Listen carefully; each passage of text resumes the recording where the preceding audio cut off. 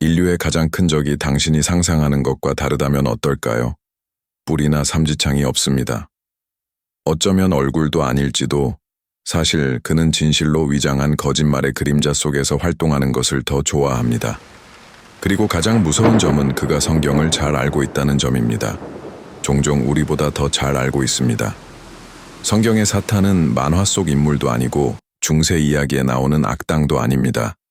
그것은 현실적이고 복잡하며 놀라울 정도로 전략적입니다. 예수님은 그를 거짓의 아비, 요한복음 8:44라고 부르셨습니다. 그리고 바울은 그를 빛의 천사로 가장하는 사람으로 묘사했습니다. 고린도후서 11:14. 하지만 우리가 그에 대해 실제로 무엇을 알고 있나요? 이 영상은 악을 강조하는 것이 아니라 종종 눈에 띄지 않는 성경적 진리를 폭로하는 것에 관한 것입니다. 적이 누구인지 이해하는 것은 우리의 전투와 하나님의 최종 승리의 아름다움을 더 잘 이해하는 데 도움이 되기 때문입니다. 오늘 공개해드리겠습니다. 사탄에 관한 5가지, 사실 당신은 이전에 들어본 적이 없을 수도 있습니다. 그리고 그 대부분은 성경 속에 숨겨져 있습니다. 1. 사탄은 개인의 이름이 아니라 호칭입니다. 성서에서 사탄은 문자적으로 적대자 또는 고발자를 의미합니다. 이 단어는 히브리어에서 유래되었습니다. 사탄 구약 성서에서 어떤 상대, 심지어 인간을 지정하기 위해 여러 번 사용되었습니다. good one, 예를 들어 레몬, 그리고 사탄도 그들 가운데 왔습니다. 욥 1:6. 그러나 원문에는 사탄이라는 고유명사를 사용하고 있지 않습니다.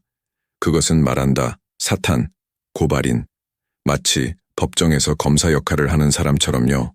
즉 성경은 먼저 사탄을 이름이 있는 고정된 인물로 제시하지 않고 이야기 속의 기능으로 제시합니다. 즉 인간이 하나님께 충실한지에 대해 저항하고 비난하고 질문하는 사람입니다. 이것은 모든 것을 변화시킵니다. 왜냐하면 그는 괴물이기 이전의 교묘한 상대, 즉 하나님과 그의 피조물 사이의 신뢰를 불안정하게 만들려는 사람이기 때문입니다. 2. 그는 개인적인 유혹뿐만 아니라 시스템에도 거주합니다.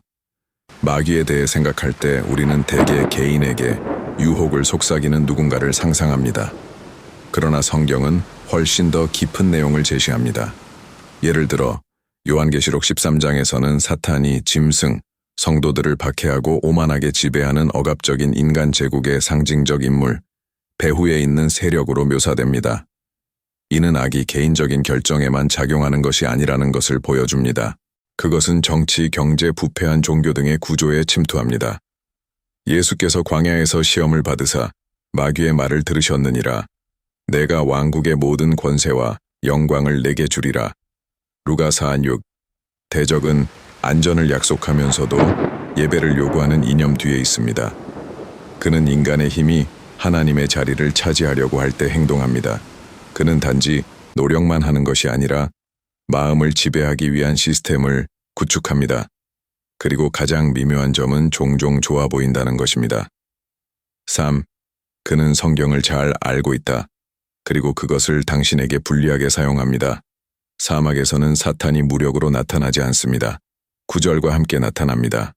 마태복음 4장은 유혹자가 시편 91편을 인용하여 예수님을 설득하여 성전 꼭대기에서 몸을 던진 모습을 보여줍니다. 그러나 예수님은 또 다른 말씀으로 응답하십니다. 주 너의 하나님을 시험하지 말라. 이것은 무엇을 드러내는가? 가장 큰 위험은 언제나 성경 밖에 있는 것이 아니라 성경을 왜곡해서 사용하는 데 있다는 것입니다. 고소인은 성경을 알고 있지만 속이려는 의도로 문맥에 맞지 않게 성경을 사용합니다. 그는 단지 거짓말쟁이가 아닙니다. 그것은 진실을 교묘하게 조작하는 자입니다. 그래서 바울은 그를 자기를 가장하는 자로 부르는 것입니다. 빛의 천사, 고린도후서 11:14. 가장 위험한 악은 신앙에 직접적으로 반대하는 것이 아니라 신앙을 모방하는 것입니다. 이 콘텐츠를 통해 성경을 다른 눈으로 보게 된다면 채널 구독과 벨 활성화를 고려해 보세요. 여기에 각 영상은 하나님 말씀에 숨겨진 아름다움을 드러내기 위해 제작되었습니다. 4. 그는 지옥에서 통치하지 않습니다. 그것은 그것으로 풀려날 것입니다. 많은 문화적 표현에서 사탄은 불의 보좌에 앉아 군대를 지휘하는 지옥의 왕으로 나타납니다. 그러나 성서는 그렇지 않다고 알려줍니다. 요한계시록 20필립에는 이렇게 기록되어 있습니다. 또 그들을 미혹하는 마귀가 불과 유황못에 던져지니 영원히 고통을 받으리라. 지옥은 사탄의 영역이 아니라 그의 최종 목적지입니다. 그는 그곳에서 통치하지 않습니다. 그는 그곳에서 심판을 받을 것이다. 그분은 영원한 불의 주권자가 아니십니다. 그는 피고인으로 캐스팅되었습니다. 이 진리는 우리가 영적 전쟁을 보는 방식을 변화시킵니다. 사탄은 이미 패배했습니다. 그는 잠시 동안 행동하지만 제한된 시간입니다. 그리스도의 십자가는 악한 제국의 종말의 시작을 알렸습니다. 그리고 최후의 심판은 확실합니다. 5. 그는 신실한 증언을 두려워합니다. 아마도 사탄에 관한 가장 예상치 못한 사실은 그를 패배시키는 것입니다. 그것은 군사력이 아닙니다. 신학적인 주장도 아닙니다. 하지만 그렇습니다. 단순한 충성심입니다. 요한계시록 12:21은 이렇게 말합니다. 저희가 어린 양의 피와 자기의 증거하는 말로 저를 이기었으니 그들은 죽음 앞에서도 자기 생명을 아끼지 아니하였음이라. 평범한 사람들이 자신보다 예수님을 더 신뢰하면 원수는 패배합니다. 고통 속에서도 진리를 선택할 때, 그들은 시스템에 매진하지 않을 때 두려움 때문에 믿음을 포기하지 않습니다. 보지 않고도 믿는 자들 앞에서 떨르니라. 신실함의 빛이 당신의 어둠을 드러내기 때문입니다. 그리고 모든 작은 순종은 그에게 패배입니다. 이 5가지 사실은 우리가 상상했던 것보다 훨씬 더 복잡하고 위험하지만 더 제한적인 수치를 보여줍니다. 그는 강력합니다. 그렇습니다. 그러나 그것은 전능하지 않습니다. 그는 교활하다. 그러나 이미 패배했습니다. 그가 고소인입니다. 그러나 어린 양의 피가 더 큰 소리를 내고 있습니다. 사탄은 고대 신화도 아니고 추상적인 상징도 아닙니다. 그는 진짜입니다. 그러나 그의 존재는 두려움을 중심으로 이루어지는 것이 아니라 오히려 진실과의 대조를 중심으로 이루어집니다. 그는 비난하지만 그리스도께서는 중재하십니다. 그는 속이지만 말씀은 빛을 비춥니다.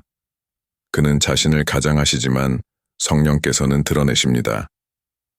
성경은 우리에게 마귀에 사로잡혀 살라고 요구하지 않고 인식하고 살라고 요구합니다. 함정이 있다는 것을 알면서 숲을 건너는 사람처럼 확고한 횃불의 인도를 받으며 이 5가지 사실은 놀라운 사실을 드러냅니다. 즉, 사탄이 이야기의 중심이 아니라는 것입니다. 그는 어린 양의 빛을 강조하는 그림자로만 나타납니다. 그리고 이것이 오늘날 우리에게 격려가 되는 것입니다. 고소인은 소리를 질렀지만 어린 양은 이미 승리하셨습니다. 그리고 당신이 신뢰하고 저항하고 충실함을 유지하기로 선택할 때마다 당신은 현재 그 승리를 반영하고 있습니다. 영적인 어려움을 겪고 있고 한마디가 필요하다면 댓글에 기도와 영적 지원을 원합니다. 라고 적으십시오. 우리는 당신과 함께 걷기 위해 여기에 있습니다. 이 동영상에서 가장 큰 영향을 받은 내용을 댓글로 공유해 주세요. 그리고 계속해서 교훈을 받고 싶다면 성경적 종말론에 관한 재생 목록을 클릭하세요. 시청해 주셔서 감사합니다. 다음 영상까지